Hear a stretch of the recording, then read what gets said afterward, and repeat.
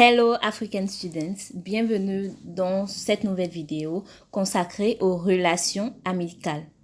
Attendez-vous à découvrir avec nous tous les aspects de la vie des étudiants noirs. Dans ce premier numéro sur les relations amicales, deux questions ont attiré notre attention. La première était de savoir quel impact l'amitié pourrait avoir sur la réussite. Et la seconde s'intéressait à comment créer une amitié lorsqu'on vit en colocation et aussi lorsqu'on réalise des projets de groupe. On entend souvent dire sur l'amitié que qui s'assemble se ressemble. Pourtant, il y a très souvent une influence qu'exercent les amis dans nos agissements. Les amis constituent le réseau le plus important après la famille. Alors, il faut faire attention à l'influence qu'ils peuvent avoir sur vous. C'est pourquoi l'éducation familiale est cruciale puisqu'elle apporte des valeurs saines à l'enfant qui d'une part deviendra un ami à influence positive et d'autre part pourra modérer les influences négatives. Plusieurs facteurs peuvent orienter vos choix sociaux et déterminer comment vos amis peuvent vous influencer.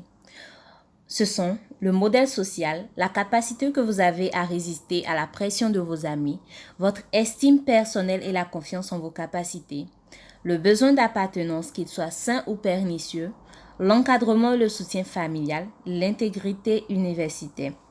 Lorsque ces facteurs sont négatifs, par exemple, il y a de fortes chances que vous soyez influencé par un ou plusieurs amis.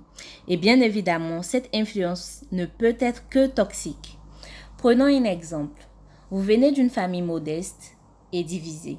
Et pour vos études, vous partez dans une école où les jeunes sont issus de familles riches, mais là-bas, c'est chacun pour soi et il n'y a aucune harmonie dans la classe.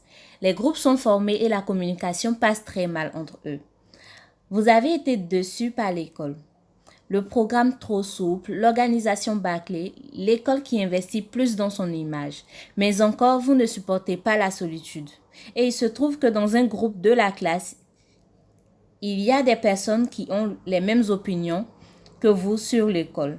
Cependant, aucun n'est régulier à l'école. Dans ce cas, le besoin d'appartenance pourrait vous pousser à suivre les normes du groupe afin de vous intégrer. Et finalement, vous vous retrouvez avec des personnes qui n'ont pas investi dans leurs études. Il est très difficile de vivre en colocation ou de réaliser des projets scolaires en équipe, même lorsqu'on le fait avec des amis. Il arrive qu'en famille, il y ait des conflits autant insignifiants que graves. Alors, il est tout à fait courant d'en avoir lorsqu'on vit avec un inconnu ou lorsqu'on réalise un projet avec des collègues de classe. Avant de donner des avis sur comment éviter les conflits, nous vous proposons de montrer ce que pourrait être l'amitié. L'amitié accepte les différences d'opinion. L'amitié, c'est connaître les défauts de l'autre, mais parler de ses qualités. L'amitié accepte les critiques constructives afin de changer les défauts en qualité. L'amitié respecte la personne et utilise un langage respectueux. L'amitié est un échange d'intérêts dont le but est de faire avancer. L'amitié pardonne mais surtout évite de faire mal. L'amitié grandit par la qualité des amis et non par la quantité. L'amitié fait des compromis. L'amitié ne compare pas les personnes. L'amitié cherche la compréhension et non la raison. L'amitié aide à surmonter les épreuves. L'amitié pousse à la réussite. Après toutes ces conceptions de l'amitié, vous devrez comprendre qu'il y a des choses à accepter, des compromis à faire et des choses à éviter. Pour vivre en colocation avec un autre étudiant, il faudrait accepter qu'il est différent de vous. Instaurer ensemble des règles de la colocation. Par exemple, le planning des ménages, les invités. Trouver des activités qui pourraient vous rapprocher. Aller au resto, cuisiner ensemble. Évitez de montrer votre mauvaise humeur. Et si c'est l'inverse, n'y prêtez pas attention et agissez comme d'habitude. Souhaitez bonne nuit et dites bonjour au réveil. Évitez de critiquer votre coloc lorsqu'il ou elle fait des choses que vous n'appréciez pas. Ne pas répondre aux provocations dans le cas où vous sentez que la personne vous nargue. Respectez l'autre et s'il ne le fait pas, restez au-dessus avec noblesse. De même, Lorsque vous travaillez en équipe à l'école, acceptez les différences de caractère, apportez le respect.